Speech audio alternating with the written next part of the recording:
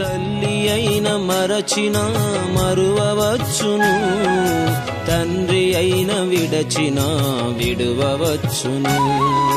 వారైన మరచిన మరువవచ్చునేమో, నేనెన్నడు నిన్ను మరువకుందును.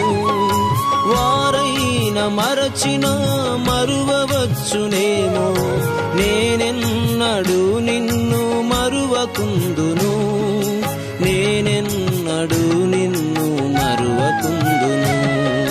నేనెన్నడు నిన్ను మరువకుందును.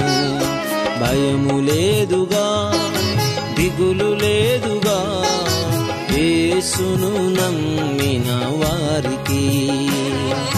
భయము లేదుగా, దిగులు లేదుగా, యేసును